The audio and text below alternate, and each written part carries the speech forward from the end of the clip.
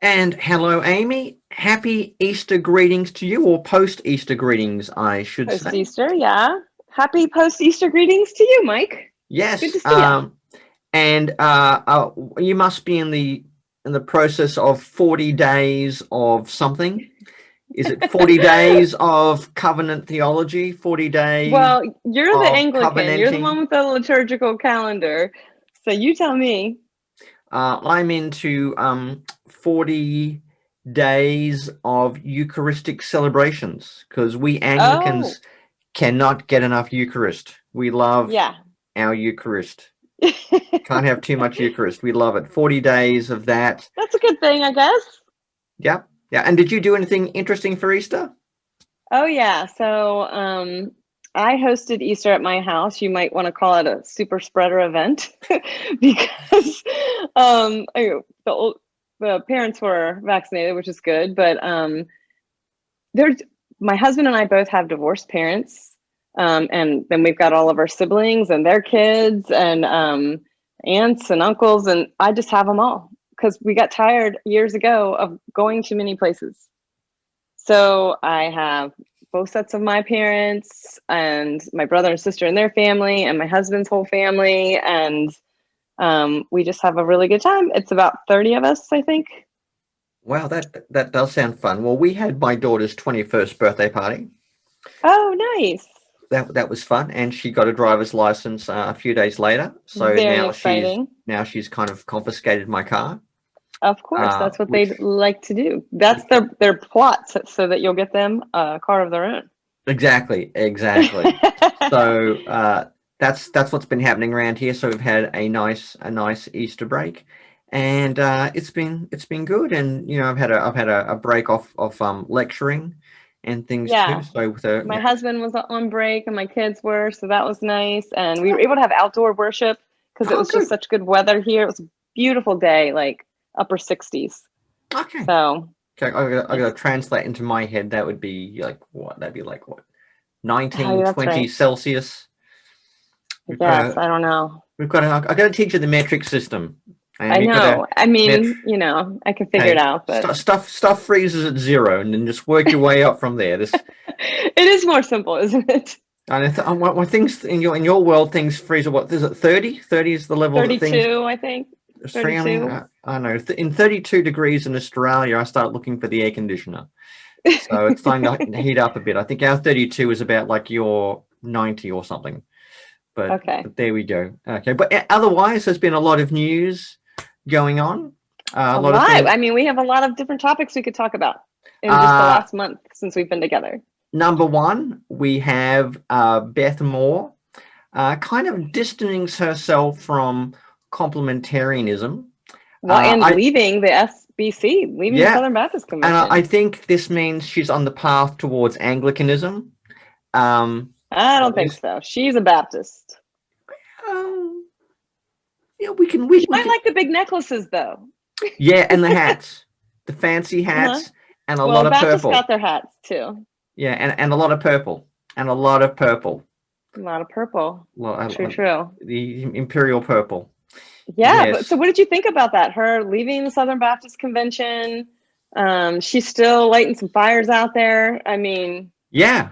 Yeah. I think that's talking that. about complementarianism and Well, the I scam that it is. yeah, exactly. I think there's sort of multiple things going on. On the one hand, I do remember watching a video of some female academics at Southeastern Baptist Seminary, and they were saying that there is some, I think, some genuine moves within the Southern Baptist Convention to be more sensitive, to be more inclusive of women, and they've said they've detected that particularly in the last 5 years. Wow. They've seen some positive changes going on there. But at the same time, what you hear from other sectors is there's still a lot of old problems that are potentially getting worse. And I think, I mean, Beth Moore has always copped a lot of criticism from people who thinks how can I put this, who think she should not be, that she should Hmm. not be doing all these conferences, even though they're mostly like conferences for women and by Yeah, I women mean and they're with. Right. But even some people don't like that, particularly when men have a, when some men would prefer to attend her events rather than some of the men events. So rather than go to the Wild at Heart reunion, they'd rather go to a Beth Moore. Oh, man. They'd rather Yeah. go to a Beth Moore event, which concerns some people. Well, I mean, I think, besides the fact that she has been trying to speak out more, I think, against sexual abuse and things like that, and Yep. been treated horrible for it. Yeah. I think things really kind of were more revealing when she had tweeted, what was this, like 2 years ago, maybe, that she was asked to give a Mother's Day sermon. And that was when the vitriol just, she was invited by these church officers to do it. They don't go after the church officers. They go after Beth Moore. Mm-hmm. And that's when John MacArthur, told her go home. Yeah. And I Johnny think, Mac, the gift that keeps on giving. yeah. So, I mean, well, and that's I think exactly right. They didn't target the church officers; they targeted her. But she's always had this sort of trail of snark and snipe that's followed behind her, and I think she's developed a tough skin. But you got the feeling that she's just kind of like kicked over the pulpit and said, "You know what? I've had enough of this crap." Yeah, she's had enough. And Good for her. I'm so gonna tell glad. you how it is. And I think leaving the Southern Baptist Convention, although I feel sad for my Southern Baptist friends for losing her, but she's got a point of protest, and the way things like the domestic violence epidemic, the way allegations of sexual abuse are sometimes dealt with, and this is not, I should say, this is not unique to the Southern Baptist world either. You can find this. No, but there was a pretty bad study revealing. Yeah, so that stuff like how that. horrible the cover-up was in the Southern Baptist Convention. Exactly. So stuff like that, you can see why she's left, and then to also distance herself from the more broader complementarian movement. Which is a kind of, male authority and female submission. The idea that men and women are equal before God, but they have, different roles and relationships. But not really. Well, not really, yeah. But and men just seem to be far more made for authoritative roles, right? And that kind of a thing. And yeah, so she's moving away from that. I mean, I had my own journey. Moving away from sort of complementarianism, because I read Romans 16 and I realized, this thing was not going to fly. Reading Romans 16. If Paul is against women doing speaking and teaching ministry in the church, this chapter does not make any sense to me. And so I had to change my view of Romans 16 and rethink, 1 Timothy 2. But how do you explain complementarianism to people? Oh, well, I explained that it's a movement, that's about 30 years old. And we need to look at it that way, because it's, the way that biblical has been put in front of it, biblical manhood and womanhood and complementarianism are kind of, the same movement. Who doesn't want to be biblical? Who doesn't, complementarian actually is a pretty beautiful word. Who doesn't want to be that? Yeah, I mean, the idea of men and women are complementary to each other. Right. I think is a good thing. Right. So, and it's interesting with the Beth Moore connections with it all now, because, years ago I had critiqued some of her work in a friendly way, not in a, we should get rid of Beth Moore kind of way by any means. But, a lot of my critique would have been categorized more as, where she is in the Baptist church, her theology fits fine in the Baptist church. So it was strange to me to see the way that they were coming after her with so much hatred, and then to watch Beth show love and point people to Christ the whole time. I mean, I just felt like there's some points of theology where I disagree with her. Yeah. But then now, like, as I'm seeing, like, where, the parts that we're unified on and the fruit that that produces, and then the fruit that this complementarian movement is producing is rotten. Yeah. It's very opposite from what it sells in its message, that that men are to have benevolent leadership. It's not benevolent, and women who have been abused, and let's give the benefit of the doubt that it doesn't have to do with the theology, that wasn't any kind of fuel for abuse. They're coming forward, so many, and they're being clobbered by the very people who are supposed to be protecting them, who are supposed to be helping them, who are supposed to be caring for them, shepherding them, the men. So, I mean, I find it abhorrent, really, as a movement, what's been allowed. Obviously, you and I have both written on the connection with the unorthodox doctrine of the Trinity as well, and how that's saturated complementarianism to, teach this authority and submission. Rachel Miller, who's in the OPC like me, writes a book called Beyond Authority and Submission. It's a pretty mild book, saying like, hey, I still uphold male ordination and leadership in the home even, but I think that we've gone off track here with this framework of authority and submission, and look at all these other ways the Bible talks about the way that we're to relate. She gets clobbered. Then I write my book, Recovering from Biblical Manhood and Womanhood. I get clobbered. And, I'm trying to focus on discipleship and what is it that a disciple can do. And, you're looking at Romans 16.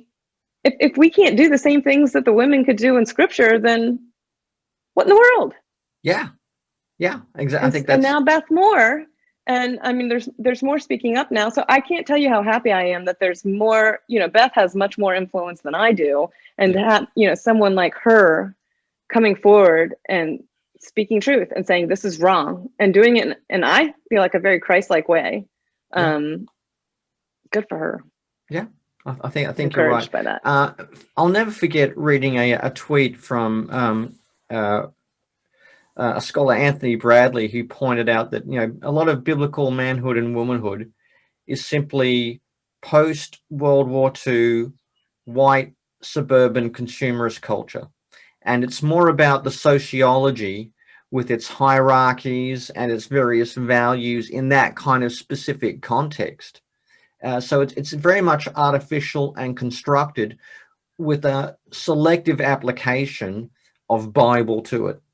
So so it was more of a sociology, a type of way of envisaging maleness in the context of family and wider society, but it wasn't really all that biblical, because if it was biblical, you'd be doing like Proverbs 31, where you support women with their own independent businesses, which it's biblicist, I feel like. But selectively, it's selectively. Yes, selectively biblical. I feel like biblicist. It's like, I like the idea of a wife who's worth more than rubies, but I'm not too sure if I want my wife her own startup business, because what happens if she starts making more money than me?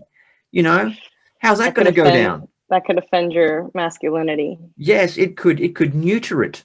It could neuter it. And I don't want nothing down there neutered. It's got to keep it all good. It is funny because it's an overused word, but a very popularized word now is fragility, right? And this is a very fragile system of masculinity and femininity.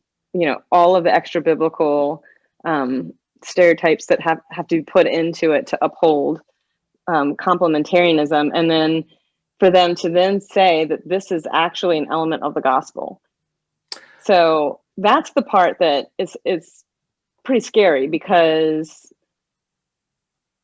I feel like this is a secondary doctrine. What we believe about ordination here, whether it should be inclusive of male, female, or if you uphold male ordination, that might separate where we worship on Sunday morning, but we still look at each other as brothers and sisters. And I would hope that we could speak about these things in humility and grow and learn, because I think we still have a lot I mean, here we are in 2021, and we're still confused about what it means, like the meaningfulness behind our sexes.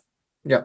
It's pretty crazy, I think. And, that's why CBMW and CBE, are still so popular. That's why, all these conferences for men and women and Bibles for men and women and, books catered to what it means. But really, so many of these books don't tell us what it actually means to be a man or a woman, any meaningfulness behind our sexes. And, or, as Pope John Paul calls it, like the glory of our sex bodies before God.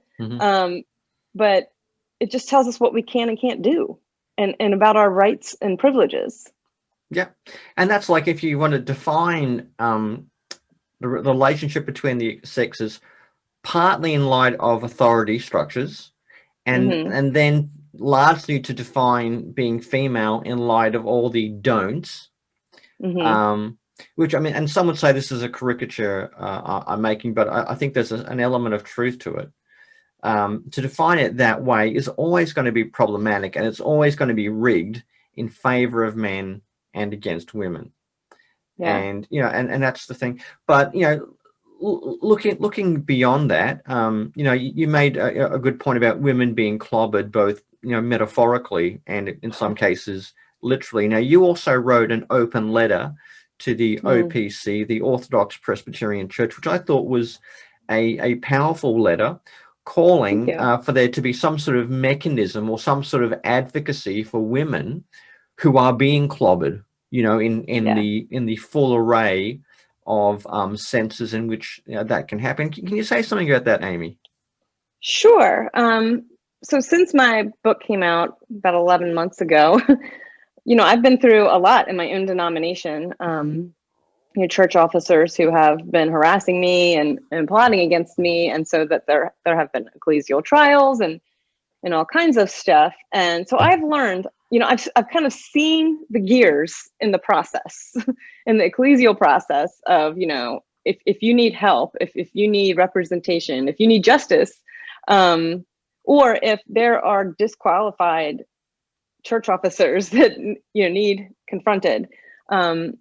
I've seen the gears of how this works, and it really opened my eyes to see that the whole system itself is pretty impossible for the vulnerable to use. And my case has been very public because this was public harassment, so I have fought back publicly on that end of it. There's a lot I have not publicized, but I have been public and fighting back about some of that, and about how the process has worked against the vulnerable. And because of that, women who have been spiritually abused in my denomination have been reaching out to me. A lot of them have been very encouraged reading my blog and how I've been fighting back, and they say it's even been healing for them, because being able to name things, being able to have other people validate their own experiences, it just means so much. But there are some who, want to come forward with their stories now. A lot of them have left my denomination because they had no recourse, they had no support. And so now they definitely can't use the system at all because they're not members in the OPC anymore. So, and then some of them have moved on and found a better OPC church.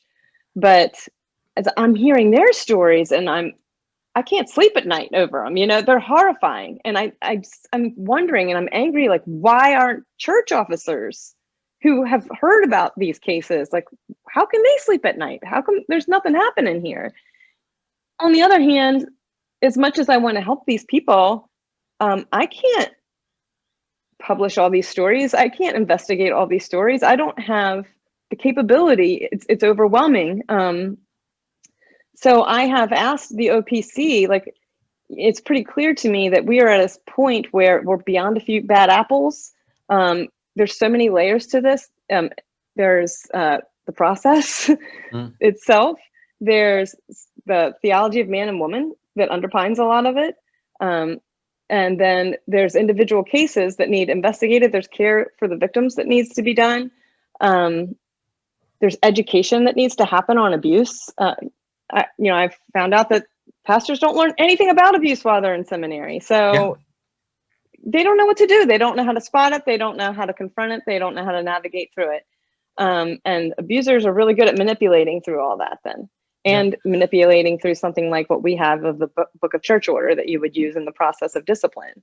So there are good organizations, particularly Grace, that are third-party professionals coming in who are victim-oriented, victim-focused, and they can investigate these stories.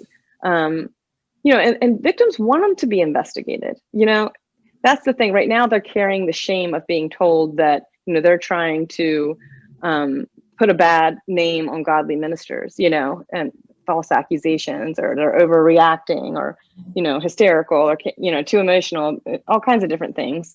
They're carrying that shame right now. Like, they want that to be investigated. They need care. And then also, I'm not saying, hey, let's tear apart the Book of Church Order, and change everything around.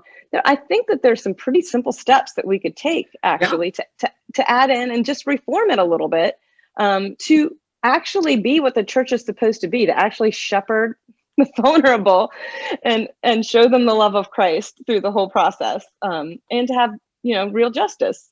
Yeah. So I wrote a letter just kind of asking.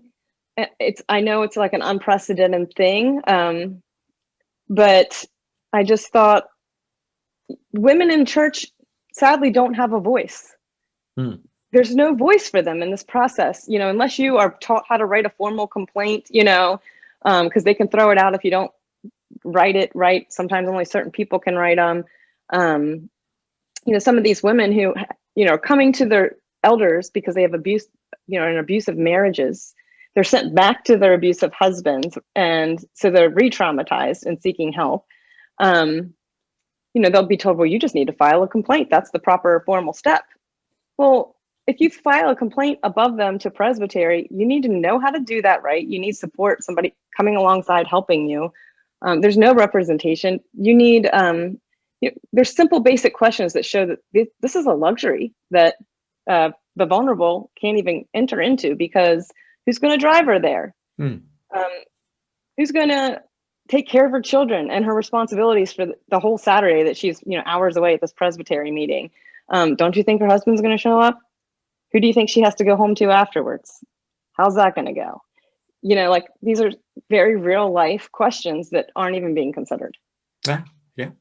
That sounds like something is needed. It's a bit of a circuit breaker, because if the cycle is just perpetuating the same pattern of vulnerabilities and abuse, you've got to do something different to break that.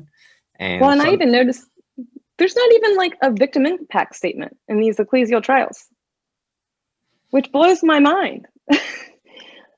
In one of the trials that I was in, as a witness, I was asked how everything had impacted me this year, but that was just because that counsel was very sensitive to the fact that needed to be said, and he added it in the questioning of me. So there isn't an actual time for a victim impact statement. Yeah, I think a lot of places are wrestling with this sort of thing, making sure things are not rigged against women, making sure that the process is not a punishment in itself, but is valid. I mean, as a seminary dean, some of the things I've been concerned in recent years is making sure we've got, a clear statement about, domestic violence, having domestic violence training as part of the ordination requirements, and that's largely done with our diocese, making sure people are aware of how to spot it, what it is, knowing the no tolerance policy we have for it, particularly by clergy as well. And then on top of that, I think the other thing to do is make sure there are means, there are ways, there are avenues, there are people you can call and talk to when no one else is listening. Okay, so I mean that's regardless of what denomination you're in, I think you need something like that. But anything that just makes it difficult even to make a complaint, you got to say is is not right, because and it just Yeah. goes to show everything's rigged to get in the favor of the abusers. I mean, like on paper, it looks better than what it is in real life, and noticing that women don't have this agency. I think what's happening now is they're finding their voices online. You're able to. That's where women have agency to speak, and so that's one reason why blogging has been so important to me still. And, it's one reason why, I wanted to put it out there like that. I can't, I personally approached a handful of officers in my denomination, over a month ago with the same question, like, can you use your influence for this? I'd much rather the OPC take the lead in doing this.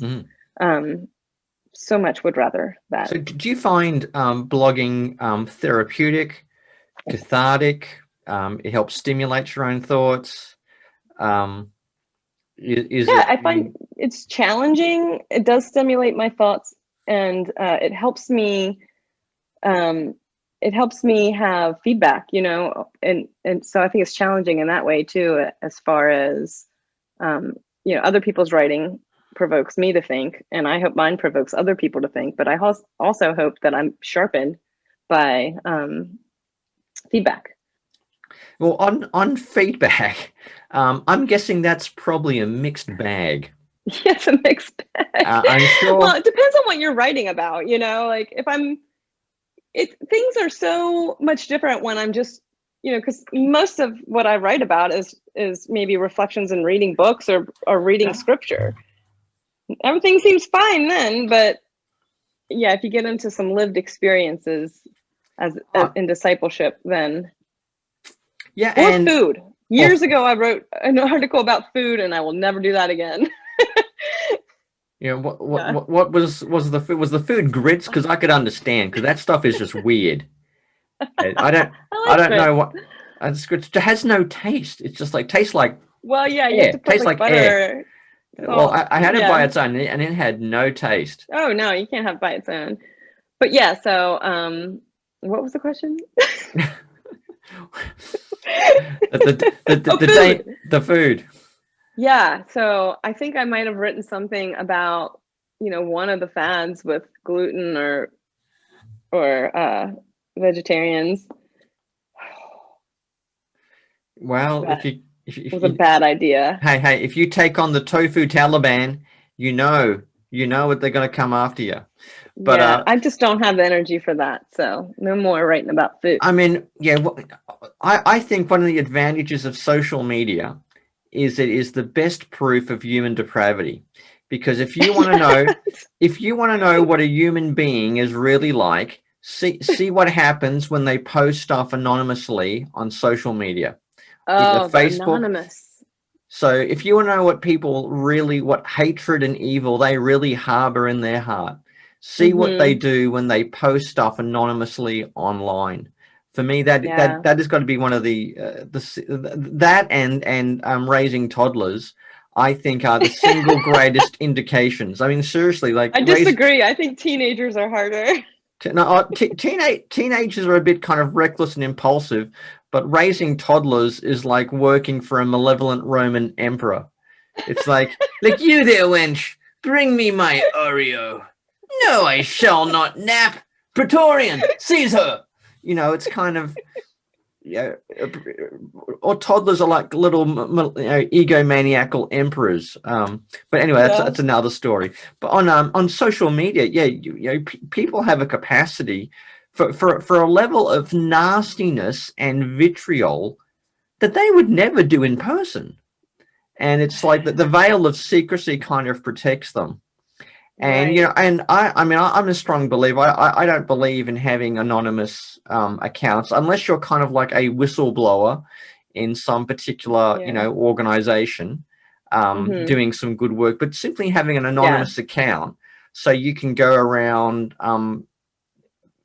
verbally abusing people you don't like. Now, whether that's because of politics, religion, or their views of gluten, or whatever it is. And I mean, I know a lot of people have talked about, the ethics of social media, But one of the things you need to be able to do is just basically be able to disagree with people without launching into tirades of hate and abuse. Okay, that you can Basic. you can disagree with someone without showing some sort of pathological hatred of them. Okay. Yeah. And I think that has got to be one of the worst aspects of social media. The lack of impulse control, the lack of grace, the lack of nuance, in a way that we'd never do with any other human interaction. Well, it's interesting too. Like a big thing I've noticed is just name calling. It's like I guess it's a way to argue and feel like you're up here, and to dismiss the other person instead of engaging in the argument itself. And so, I mean, I just think there's just like a basic checklist maybe we could make for how to what not to do when you're in a disagreement.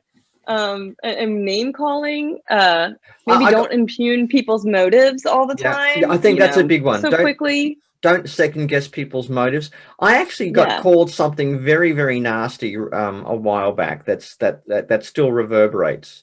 And it was one of the meanest things I've been called. And I find it hard to say it, but someone called me, I'm not joking, I'm not making this up, they called me a British theologian. I'm scrolling through my head all the horrible things that I've been called on social media. I'm like, whoa, what was Mike called? They called me British, Aimee. They think, and some people even ask me whereabouts in Ireland I'm from. Oh. I mean, do I sound Irish to you? Maybe you look a little Irish. The red hair. Yeah, but I've been someone from John MacArthur's church accused me of being a British theologian. So I'm sorry. So I feel your pain. I shouldn't say that. No, I haven't. There are some nasty things. There's the J word, the Jezebel word. Oh which is a favorite. Sometimes I've just thought about putting these as like endorsements on the back of my book instead of real endorsements. That would be something. Yeah, but I think that'd be you could call it the anti-endorsements. Yeah, I mean, I've been called evil, ungodly, feminist outrage machine, Jezebel, satanic. Feminist outrage machine would be great on the back of the book, wouldn't it? I mean, it's like almost like the name of a band. It is. It kind of makes me sound cool. Like REM. This would be like FOM. Yeah. FOM. I am starting to think that FOM could be your new nickname. And the FOM of Pennsylvania. Maryland. Maryland. Every time. I was gonna say it's not Virginia. The FOM of Maryland. Theologian. Yes. Well, maybe you can introduce me as Britain's leading theologian, and I'll introduce you as the Maryland's feminist outrage machine. No, as Pennsylvania's feminist outrage machine. Well, I mean, I mean, if we were to give some guidelines of how to disagree better, do you have any suggestions? Oh, well, not yet. Number one, I think, is pretty simple. Don't be a jerk. Don't be a jerk. Yeah, I tend to live life along those lines. It seems to go reasonably well. So it just rule for a living. Just no name calling. That's a number one. The name call. Yeah, just try not to name call. How about one question that I always notice in my mind, and when I'm writing and disagreeing, or when I'm really like seeing it in other people, is, are you telling people how to think? Yeah. Or are you, trying to think with them? Yep. And there's just a lot of telling people how to think.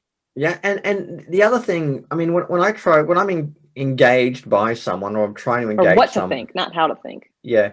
I mean, there are some people who are trying to tell me what to think, but one of the things I like to push back on is say, okay, look, I see what you're saying, but if you push that to its logical conclusion, you're going to end up in a really dark place. Or if they're doing something particularly abusive, it's like, okay, I see in your bio, you're all about tolerance, inclusion, and diversity, and you've got the Yeah. the she her pronouns or something. If you're really into diversity, should you be talking to other human beings like this? Right. And this can go in all sorts of, I mean, or you say you believe in being a shepherd of Christ Church, but you'd be talking more like that'd be like wolf talk. Yeah, that's wolf talk. Yeah, I mean, like, okay, so then the next thing to ask yourself is, how can I show this person dignity? Yeah, or is what I'm saying edifying? Does it need to be said? Because I mean, do I need to tell Aimee Byrd that she's wrong? Because I'm pretty sure there's a lot of other people who have already done that. But do I really think my tweet or Facebook post, mine will be the one that finally convinces her of the error of her ways, or the errors of Mike Byrd? Another big question then is, am I really going to change this person's mind on Facebook or on Twitter or whatever? I think that for me, at least, I never have the goal of changing someone's mind really on social media in that sense, in like a comment or in an argument. It's more like I try to use it. And that's another reason why I still blog, because I think we should be sharing resources on social media more, rather than trading insults. I think that's what's happened is, blogging has really declined as Twitter threads have increased, and so you got these long Twitter threads, and which bugs me. I don't like them. I don't want to read that long Twitter thread. I'd rather read like, an 800-word blog post or something, Exactly. So I don't know. I just feel like we've gotten so short and choppy, and it's, our whole brains are changing of how to interact with each other when it's already mediated through a screen anyway. So that's another thing, maybe, is how many people do I actually meet with and talk about these things, or am I doing all this online? I think it's pretty simple. Just don't be a jerk, don't be abusive, try to understand people, and don't say anything that you wouldn't say to your mother, or if your mother was watching you, or your dad, or if your mom was watching you, or your church. I think also, try to listen outside of your inner circles. Yes, I think that is. I mean, I actually wrote something about conspiracy theories a while back, and I said that the two of the big things you need to do is pick truth over tribe. Okay, don't just go along with what the tribe truth over tribe. That's good. And reiterate. Okay, this is one of my tribal enemies, therefore I'm bound to attack them and hate them and hurt them. Don't go for the tribalism. And secondly, I think listen to people outside of your kind of your zone or your in group. Right. There's a whole bunch of newspapers. There are people I follow on Twitter whom I don't actually like them. I don't actually support what they are, but it's important to hear someone else's perspective. And every now and again, I will agree with them. Maybe not for the same reason, but I'll find there's some. So you need to get out of your own echo chamber, because that's what creates tribalism. It's the big echo chamber. It really is. And I think this is definitely true of America, but true of Australia, that we are becoming more tribal. And what is more, our tribes are united by hatred. What unites us in our tribalism is that we hate the other tribe. Okay. Yeah. So it's not like we believe the same stuff, or we're united by what we affirm. We're becoming tribal by what we mutually hate. And that is not a very good recipe for a pluralistic democracy. It's not a very good recipe for a network of churches or the basis for a denomination to say that the purpose of our tribe is to hate and to talk down to the other tribe. And if you find yourself thinking that way, you've got a real serious problem, whether that's at a political level, a denominational level, or a religious level. If your in-group is based on mutual hatred or mutual disgust at someone else, that's not a solid base for unity. And it's not even it's not even a good way to be a human being. And it's certainly not the way to be a Christian. We're so suspicious of one another and anxiety ridden, it seems like. And it's gotta be isolating then, even within your own tribes. I just wonder too, like, are we willing to speak out, even in our inner circles, when we see them treating people badly? Yeah, exactly. And that it can be risky, because you then risk being attacked by your own tribe and becoming the other of your own tribe, and then the repugnant other, as Alan Jacobs would call it. And then you can end up being tribeless. That I used to be part of the World Magazine, Fox News, kind of Newsmax, conservative Christian world, but now, I mean, what am I supposed to go to the progressive, cannabis flavored tofu Episcopal world? I mean, are these the only choices? I don't want to go to either of these tribes.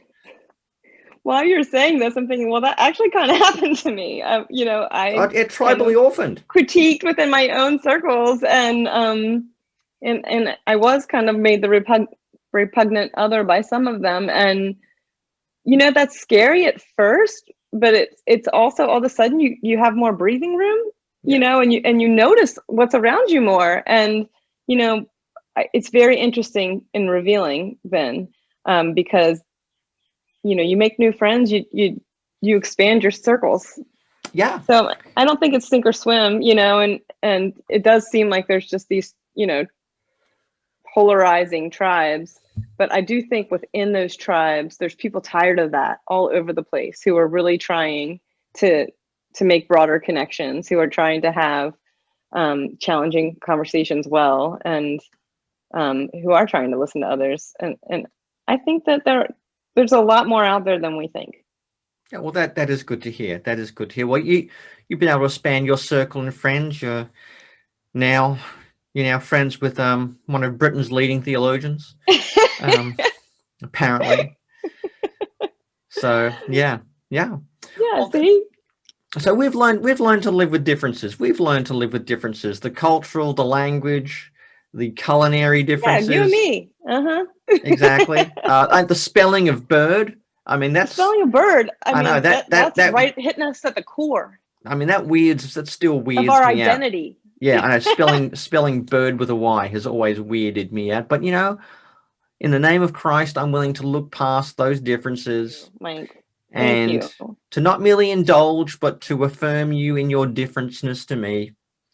And you belong to the Y spelling flock of the Byrd clan. Yes. So that's okay. We can learn to live with difference. Which I have to say, the other thing, I think in the more cultural level, I think learning to live with differences at the cultural level is also becoming the new thing, because I think everyone wants the total victory of their tribe. Yeah. And the allowing the other side the right to exist. I see this on many sides. They don't want the other side to have the right to exist, and that leads for a very dangerous sectarianism, which is why I think our politics is becoming heavily taking the form of sectarian religion. Okay, the political divides are more like Shia versus Sunni, or Protestant versus Catholic. But that's another story. But anyway, that's some good lessons about how to disagree on social media without name calling or being a jerk. So yeah, but I do like the idea of your next book having all of the various things you've been called. Like how you normally have like some famous person that one line from them on the top of some of these books. I could just do that, right in the front cover. The only thing it reminds me of is when I was in the army, someone showed me a bunch of things that certain commanding officers had written about junior officers and junior Mm-hmm. officers that were not performing well, and they were hilarious. Oh Like, man. it was like, the only reason anyone would follow this young officer into war would be out of a morbid curiosity, or things That's like, funny. this young officer will go far in his career. The further from me, the better. And I this don't young remember this so well. this because it was just epic. This young officer would be out of his depth in a car park puddle. Oh my God. It was just it was So the back of your book could be something like that. All I the know. I mean, who wouldn't want to read that then, yeah, right? exactly. Well, I don't Just know for whether the train wreck. yeah, I know. I don't know whether the marketing experts will go with it. I don't think so. But maybe you could self-publish an ebook There we go. called Letters from My Enemies or Tweets from My Enemies, and maybe you could Yeah. that could be fun. That Read could be read fun. some of the best ones. That would be yes. Greatest hits. Greatest hits are good. Okay, I think that's enough for today. I think we've covered Easter, we've covered Beth Moore, and complementarianism, your open letter, and how not to be a jerk on social media. I think that's enough for today. Yep, as my grandma would say, we solved all the world's problems. Oh, amen, amen. Well, greetings and farewells to all of the Byrd's clan in Maryland. Yes, and to your birds as well. Yes, and I look forward to once again joining Maryland's favorite feminist outrage machine in the near future. And I'll be sure to. I should send you some Vegemite you can put on your grits. And maybe and I could taste it on the show and see how that goes. That would be awesome. That is. I might need some bourbon to chase it down. I need a lot of bourbon to chase that down. Yeah, that'd be fun. That'd be good. I mean, that is the best idea since your book title, Recovering from Biblical Manhood and Womanhood. Okay, well, every now and then I can think of one. Can I say to people out there, if you want to see Aimee eat some Vegemite on the next episode, leave a comment. And if we can get enough of a petition for this, we can see Aimee eating some Vegemite. That'd be good. Now, take one for the team. Take one. Yeah, well, I have things I don't like. I don't want people to find out what they are because I don't want people to petition me on those things. Although coffee. Yes.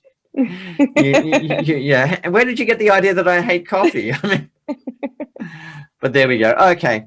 Well, all the best, Aimee, for a good week, and keep the outrage fresh. Keep it fresh. Thank you. I will try.